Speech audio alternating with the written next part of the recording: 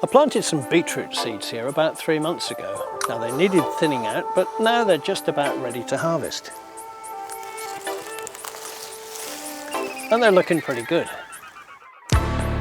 So I've got a couple here, and you see I've already cut the tops off, ready for cooking, but I haven't cut them too close, because if you cut them too close then they'll bleed, and believe me, this stuff will stain anything.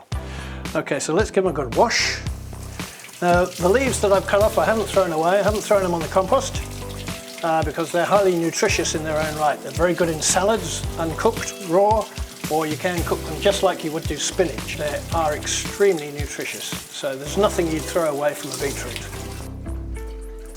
Now beetroots need a good bit of cooking before you can eat them, so what we're going to do is going to pop them in water and give them a good boil for about 30 to 40 minutes.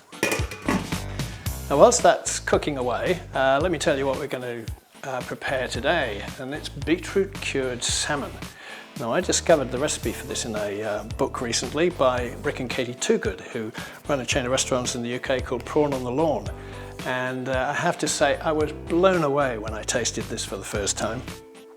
So Rick and Katie, thank you very much for your book. It's called Fish and Seafood to Share, and it's published by Pavilion and available from Booktopia here in Australia.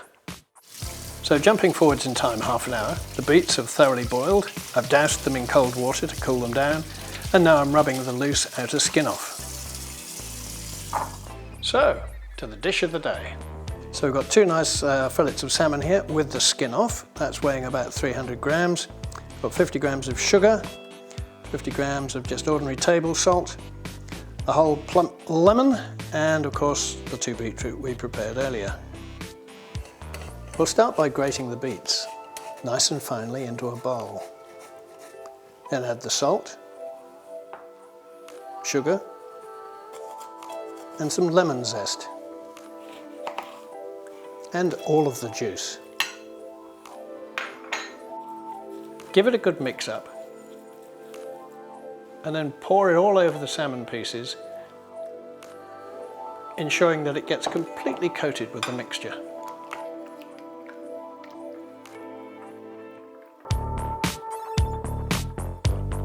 Then a quick hand wash before we cover it in cling film, or in this case we're going to use a Charles V. Anson silicone lid, which will do just as good a job. The benefit is that you can wash it off afterwards. Now just pop it in the fridge for a minimum of 8 hours or overnight. Here's one I prepared yesterday. I'll just wipe off the beet mixture, and you'll immediately see just how firm it is now it's cured, which is good as it makes it easier to slice. I like it a little bit thicker than sushi, around about 1 centimetre thick. So now you can see just how much the mixture has infused into the salmon. The salt has drawn the moisture out of the fish to be replaced by the beetroot juice, making for a lovely, moist and earthy tasting end result. And voila, there you have it, the most wonderful snack or starter when served on fingers of fresh rye bread accompanied with goat's cheese with dill. So a big thanks to Rick and Katie Toogood for your wonderful book and recipe, thanks very much, but also a very special thanks to our director and DOP today, Barry Jacobs. And here you go, Barry, now it's lunchtime. And try our recipe and see how we go.